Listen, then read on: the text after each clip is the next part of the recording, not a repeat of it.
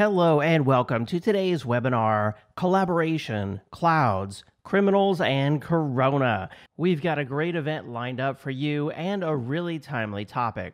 Today's event is brought to you in partnership with Mimecast and produced by Actual Tech Media.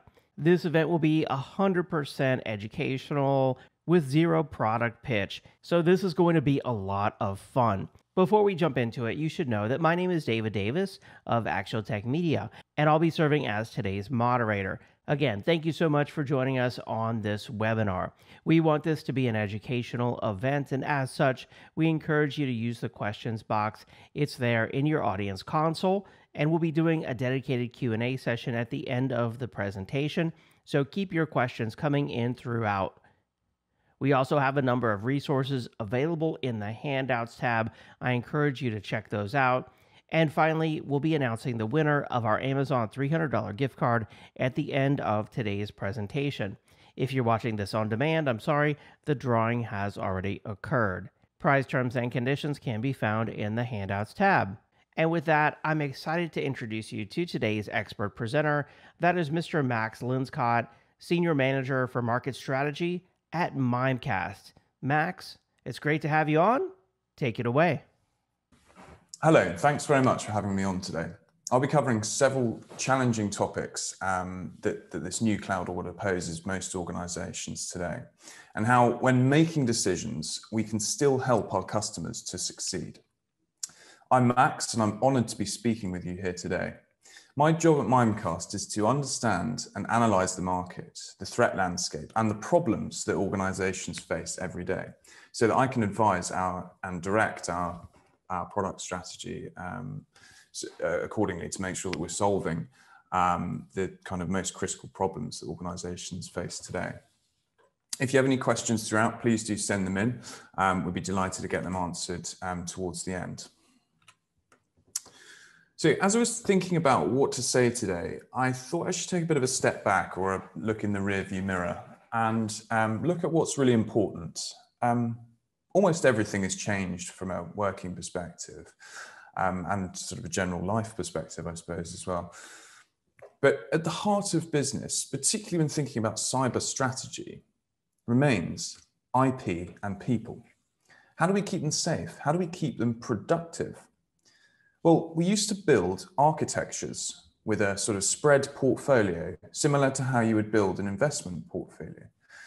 We'd make up best of breed vendors to ensure that the IP was secure and the people could always work safely.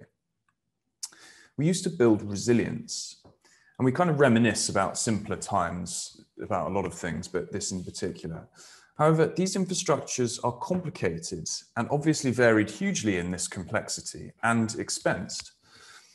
But we loved them because they were ours. We were accountable, and more importantly, we were in control. Then came the cloud. This is something that we were all going to adopt at our own pace, ensuring that it lives up to the promises that it made, or as I like to call them, the 3 E's, probably more accurately, a three-legged stool.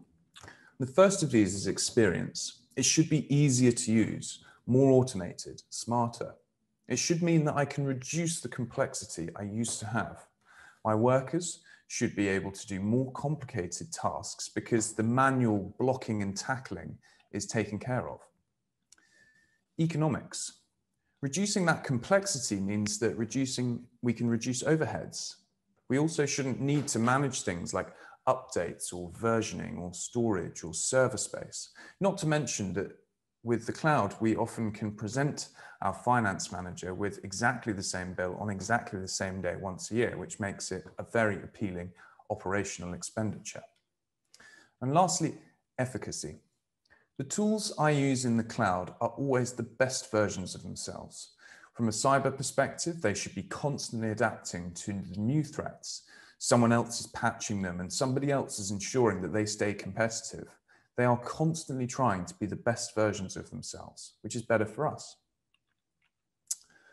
However, when we think about how Corona has changed the way we envisage our kind of future over the next 2 years, over the next 5 years, over the next 10 years, it has interacted with our decision-making around the cloud in quite an interesting way and forced us or painted us into a few corners. And I think that Microsoft and G Suite is going to be the heart of our kind of strategy. Microsoft or G Suite, or Microsoft and G Suite are going to be the heart of these kind of collaboration strategies in the cloud moving forward. But there's sort of three core things that have risen in terms of challenges for strategists and decision makers. And these are, from left to right, accelerated transformation. So employers are presented with a clear imperative: get my employees as productive as possible at any cost while they are forced to work remotely from obviously the work from home. The economic pinch creates a huge amount of pressure.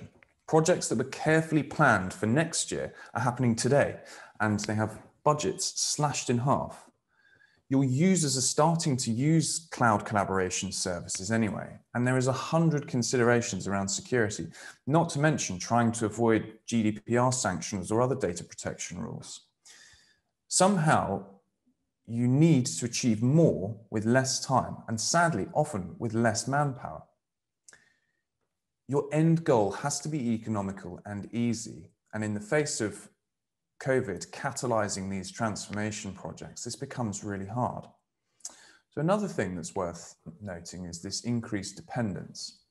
This applies to productivity, it applies to security, it applies to resilience. More people are buying into the amazing tools and platforms available from the likes of Microsoft or G Suite.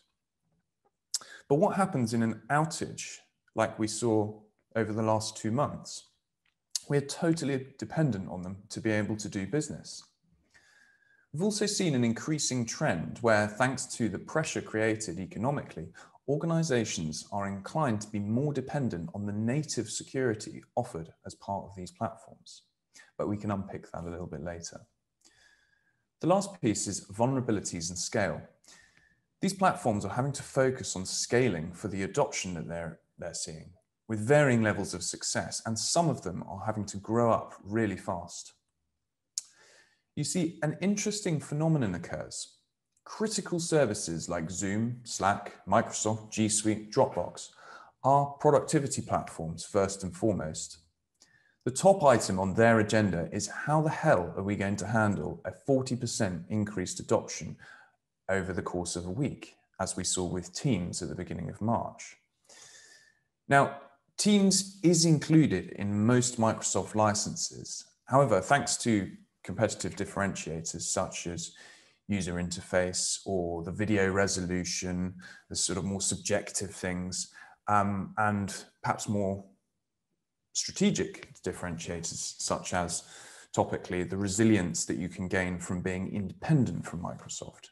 The Zooms and the Slacks of the world are also seeing a massive amount of growth as our global need for remote collaboration grows. With Zoom, we saw that as they grew, more users were getting more involved.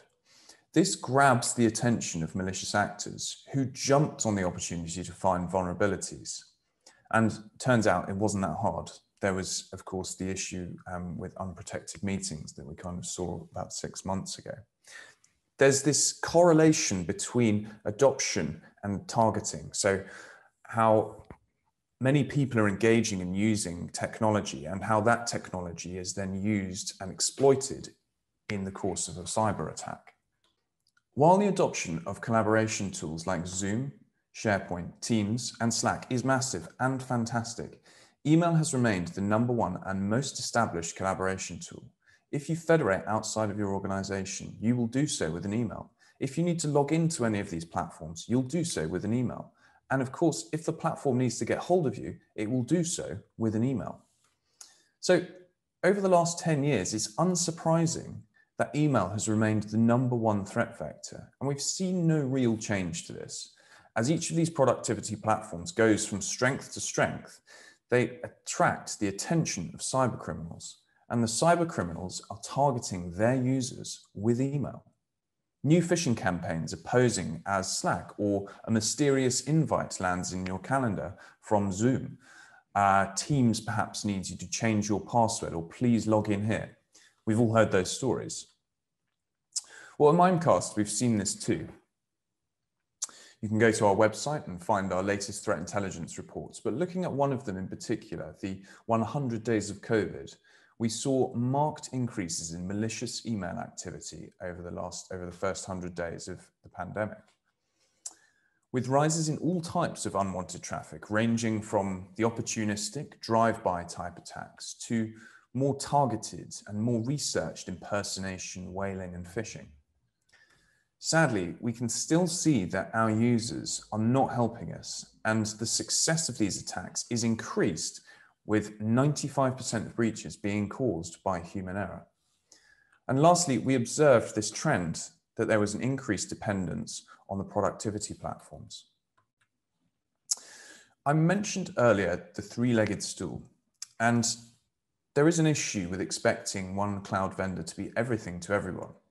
From a security perspective, this is the correlation between their success and targeting. Let's take Microsoft 365, for example.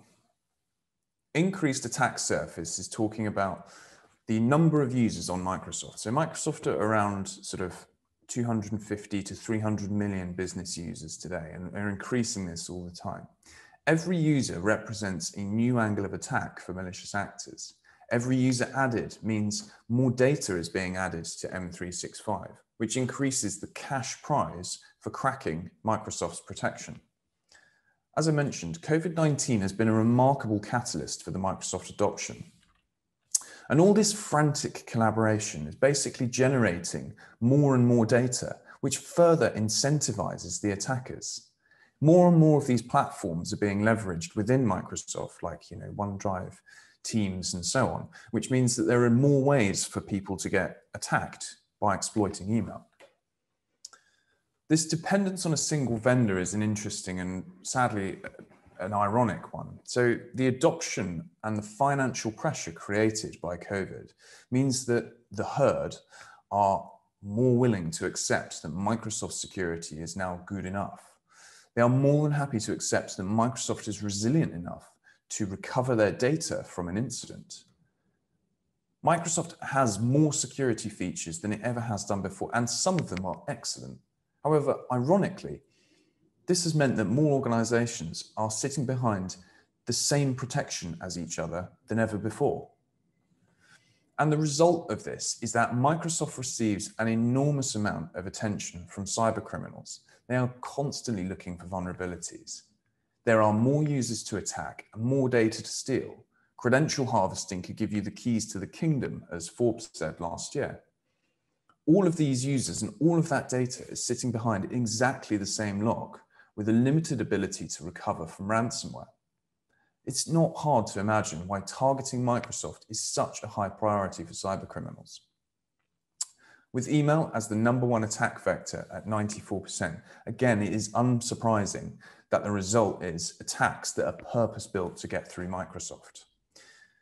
We started looking at this a couple of years ago, and some statistics that we kind of picked up on which were interesting. We saw the adoption of OneDrive increase by 2 times. We, of course, see a huge amount of email traffic, given where we kind of sit within an organization's infrastructure, not only of our customers, but also of people who are emailing into Mimecast customers. So we saw that the term OneDrive was indicating that there was a two times adoption of this tool and service, which is great.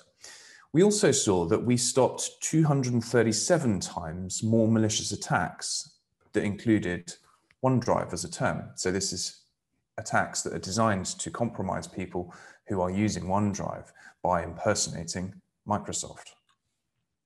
We saw the same with the term Microsoft Office, but this time to a much greater proportion. So we saw a 2.5 times increase with more people taking on Microsoft Office as a toolkit. And while we saw that small amount of, or that 2.5 times increase, we actually stopped 7,500 times more targeted attacks using Microsoft Office as a term. In this particular stretch of time, there was just about mid-2018 to mid-2019, there was an attack that was being perpetuated with imitating Microsoft Forms, which is basically sending out a survey to the users or the victims, looking to have a survey that was 2 questions, what's your username and what's your password? And while Microsoft were able to shut this vulnerability, there was an enormous stretch where where Microsoft users were being pummeled relentlessly, 7,500 times more, with an attack and a vulnerability that a malicious actor was able to unearth, because the appetite is there. And perhaps, the most stark one here is obviously the amount of spoofing that goes on, or the general impersonation of Microsoft domains into Microsoft accounts, thanks to the enormous adoption. So there's this real clear correlation between the increased attention from these cyber criminals and the adoption and success that Microsoft is having. And as I said, slightly ironic. Now, even though Microsoft have been amazing at delivering productivity and increasingly amazing at delivering security, for those of you who are at Ignite, there was a huge focus on protecting customers, which is great, and we applaud this. And if you think about it, they're actually in the best possible position to deliver certain elements like zero trust, which is pretty cool. However, it has been clear for a very long time that irrespective of the improvements they make to their top-level email protection, the attackers are proving themselves worthy and up to the challenge. The irony being that the more successful and the more dominant Microsoft become, the more motivated and the more equipped hackers are. Let's take a look at that last example. This was exposed a couple of months ago, and it is a great illustration of the lengths that attackers will go to compromise an organization. So first, what happened was the malicious actors were setting up multiple fake domains looking to impersonate accounts and customers or organizations of various sizes. And when we think about the sort of impersonation of these domains, we immediately go to the Microsofts, the PayPals, and the Apples. But in reality, we're starting to see that this is pervasive across all segments in all industries. We're seeing smaller organizations falling victim to this type of attack. The reason that the attackers set these domains up was so that they could send from what appeared to be a legitimate domain into their victims.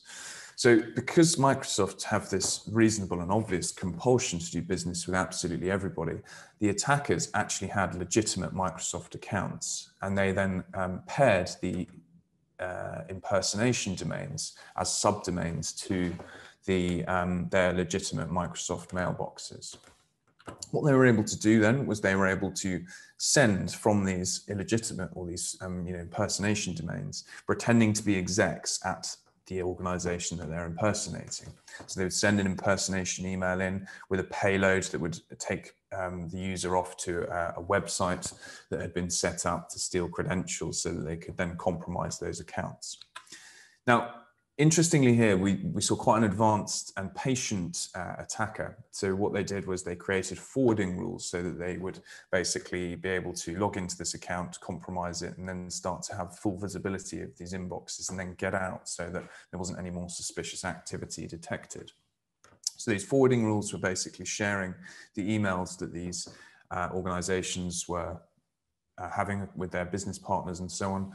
And ultimately, the attackers were able to sit and watch these conversations and then interject at the moment that bank details would be exchanged and walk away with the money to the sum of, or to the tune of about $15 million. There was about 150 organizations sort of targeted here, all on Microsoft. And again, it just gives you an idea of the sort of the attention that they're attracting here. So if we try and rationalize the problems, it's very clear the attackers have planned how to take advantage of the flaws and areas that Microsoft couldn't help with. The better security vendors got, or the better security vendors are getting, the more complicated attacks are becoming. So here we have organizations are losing control over their own brands. They're trying to target the kind of biggest areas of issue, which they think are the impersonation of the Microsofts or the PayPals and so on. But in reality, they have no ownership of their brand, which ultimately can, in this case, impact the trust that's sort of perceived between one business unit and another. Microsoft is clearly being targeted, and actually in this case is being used to sort of hide the attacks. It's quite, again, it's a real shame that this platform has been used to kind of turn its guns on its own users because it appears to come from a legitimate source. There is sophisticated impersonation going on that's being more and more well researched, and it's fooling both native security and users. The attackers had taken control of the accounts, and interestingly, what they did here was they operated on a land and expand kind of premise. So they would try and compromise one particular user, and then they would spread internally as quickly as they could by sharing phishing links over email with large DLs in the organization, as well as then gaining that visibility, that command and control notion of forwarding over these or creating these auto forward rules. And lastly, you've got this ultimate BEC type attack where the payload is not ransomware or anything like that. It's not a sophisticated attack. You've simply just interjected at that particular point and compromised or had money sent out to the wrong place. So again, I think it's quite clear that the greater the adoption and the dependence, the easier the attacks are to architect. The research becomes more of an educated guess, and the likelihood being that somebody is probably going to be on Microsoft at this point, and with a little bit of research, you can execute what appears to be, quite an advanced attack. When we look at the huge variety of attacks employed by malicious actors, it is important to rationalize them at scale and into areas that they affect and that they leverage. Here I'm going to kind of do this and look at these in zones. So there is an issue at your email perimeter. Attackers are purpose-building emails to get through the native protection offered by cloud providers. Unwanted email is pouring through M365's native security, ranging from the irritating drive-by or opportunistic attacks to the lower volume, more targeted phishing and whaling. Within your organization, employees are clicking on links, giving away passwords, forwarding emails around. 95% of data breaches are traced back to human error, as I said. Beyond your perimeter, organizations have no control over the use of their brand or their web presence or their domains. And lastly, this is a slightly more kind of nuanced one, but we're starting to leave gaps in our protection as we're moving from these complicated on-premises infrastructures that we had great control over to these new cloud offerings. And we're leaving gaps in our protection and creating work for our staff. We're unable to take advantage of the tools we buy due to this inefficiency. And this is making the pressure created by the malicious actors, by COVID and by Microsoft, all the more impactful. So what can I control? The cloud services will keep innovating for you, which is great, but the hackers will also keep innovating. They're smarter and they're better funded than ever before. If you think about AI, for example, this works just as well for security as it does for malicious actors. It cannot be expected to solve this problem on its own. Multifaceted, independent, coordinated, layered strategy is the only way to address this moving forward. The good news is that you can still have it all. The first thing to do is look in the rearview mirror and learn from the things that we used to do. Understand what has changed out there and what has changed for you. Yes, of course, you need to factor in the economic pressure into your future, but you have to factor in the risk too.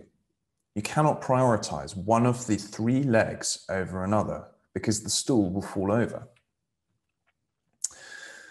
Microsoft and G Suite will likely be the productivity center of your cloud future.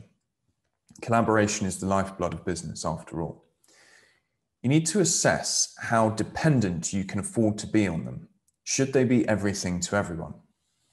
How do I stay resilient when they are unavailable, like I mentioned earlier this month and last month? What do I do if my data is lost or I am the victim of a ransomware attack? How do I recover? How do I keep my users secure from the relentless and purpose-built attacks? And how do I keep from avoiding complexity and maintain economics and deliver efficacy? Well, the answer is you let Microsoft do what they do best and build your cloud environment around them with tools that you need to thrive. Assess the greatest areas of risk. Ask some difficult questions like, where does Microsoft need some help? What shouldn't you depend on them for? What can someone else do better? And what is that worth to you? Think about what can they do, what can't they do, and what they shouldn't do. When looking ahead, the key to achieving the 3 E's, or making sure that you're sort of firmly situated on your three-legged stool, the answer for me is connectivity. Connectivity allows you to harness the power of the ecosystem. With APIs that automate and enhance performance, this coalition approach brings us essential telemetry, which is only going to become more important as we move into the new cloud order. Thanks very much. And David, I don't know if you had any questions. Absolutely. Yeah. Great presentation, Max. Really, really insightful stuff. Let's see. We do have some questions coming in from the audience. First question I see here, they say you mentioned, human error in your presentation. How important is a solution to that type of problem? I think it's, thank you for the question. I think it's absolutely critical, to be honest. There's undoubtedly a problem with awareness. I was reading a survey today where they sort of surveyed a series of people, and the #1 password was 1234566, which is unbelievable. So there's clearly quite a big challenge that needs to be addressed, even with the kind of basic things like that. But it's a fundamental flaw in security, and I kind of think about it like those old vampire movies. The cyber criminals can't suck your blood until you invite them in. So they'll use guile to appeal to you and fool people into making the errors to execute on the objective. Like, you have to click on the link to download the ransomware or open the attachment, and you have to actually enter your credentials or, click on something to deploy the malware. Today, I think we're getting better at this, and we're probably getting to the point that most organizations are starting to embrace this fact that it needs to be factored in terms of when we're looking at risks. However, often this consists of quarterly dull sessions that employees will begrudgingly attend and sort of play on their phone during and so on. Or worse still, they're kind of looking around the room at everybody else, just loathing the fact that they are there because somebody else has screwed up on this. And like I said, as we're all collaborating remotely and working remotely, this is only becoming easier to exploit users, and the attacks are becoming more potent. It's kind of easier for people to avoid this training and not pay attention. So in terms of the solution itself, I think the most obvious thing is the content has to be engaging. However, I think the key is kind of really to try and understand risk correctly, like who poses the greatest risk. And there are many factors to this, but at the core, I think it's important to look inside and outside at the same time. So how often are your users actually targeted, and who are the kind of most targeted people? And what sort of thing are they being targeted with? How much do they actually care about this awareness, and how aware are they? And then lastly, kind of when we start to look at addressing things like zero trust and so on, like what is their role and what should they have permissions to? And like this way, I think with these 3 things, you can coordinate and tailor a program a little bit more dynamically. So you have a cross-section of who is the most targeted and who is the most susceptible. If you add engaging content into that mix to further help avoid the kind of fatigue that is obviously being experienced around this topic, you can start to clearly understand the risk of individuals, departments or teams or groups. And this way you can increase the effectiveness of the training. So you're not just blanket training everybody, you're training the people who are most targeted or the people who are most ignorant. And without wanting to sound mercenary or anything like that, your employees can basically go from being your biggest weakness to your biggest strength and kind of your best weapon in the fight to stay resilient. So long-winded answer, but very important is the answer. Absolutely. Yeah. You make a great point there, just how important that awareness training is, and just how important it is to have quality, engaging, awareness training, and also to have awareness training at different levels and train those who are, perhaps most susceptible or most targeted. Let's see, here's another good question. I think they're asking, you mentioned in your presentation that Microsoft 365 has kind of upped the capabilities or features around security over time. So why do you feel that it's still important to buy additional security for Microsoft 365? It's a great question, and one that we're understandably trying to answer a lot of the time. And I think there are a few points to dig into here. Firstly, it's important to understand your licensing and what is included in your package and what is available with Microsoft, and then think about how those tools match up with what else is out there. And as I said, there are elements where Microsoft is in an incredibly good position to offer this kind of telemetry between tools. And I think a large driver for people going down that avenue is going to be kind of consolidation. It's important because, to go back to sort of three-legged stool metaphor here, you can reduce the complexity and cost by going down kind of the Microsoft route. But we have to ask ourselves, can I deliver the three legs? Can I deliver economics, experience, and efficacy in equal measure? And if we imagine that we take consolidation to its extremes by choosing the apparent economics and simplicity of becoming totally dependent on a single vendor like Microsoft, I forget the measures that I used to value, like layered security or independence, then am I capable to deliver on efficacy? And importantly, I think economics is always intrinsically involved in this. And, what's the true cost of failing to deliver on that? What would a breach cost me? How many breaches should I then expect? And how costly are they to remediate? I totally acknowledge that you're going to introduce more vendors than your CFO might think you need, and it's important that those vendors that you're sort of building your strategy with can help you demonstrate the value of any extra spend, or more likely, the cost of not spending that money. So I think if I was to try and summarize, you have to assess the risks that vectors like email pose and establish whether it is economically viable to deploy a best-of-breed vendor. Which vectors can I cover with the good enough included level of security? And as I said, the economical argument is ultimately wedded to the efficacy. And, it's not just the license or the included capabilities, it's the true cost of the breach and the likelihood that that is going to be suffered. Absolutely. Great points. Microsoft 365 offers more and more features, but we've got to do more. As you mentioned in your presentation, that so many companies are consolidating with Microsoft 365 that it's becoming a bigger and bigger target. So we've got to put up greater and greater defenses. And then here's another question that might be a good one, and that is, for IT pros out there who are just getting started with securing Microsoft 365, do you have any recommendations for resources that might make that jump easier? I'm not sure if that's something that Mimecast has, or if there's other resources out on the internet that you would recommend. Yeah, I think there's just so much reading to be done. And I think it's worth noting that, this is the greatest productivity platform known to man. The amount of features and functions and capabilities on there are enormous.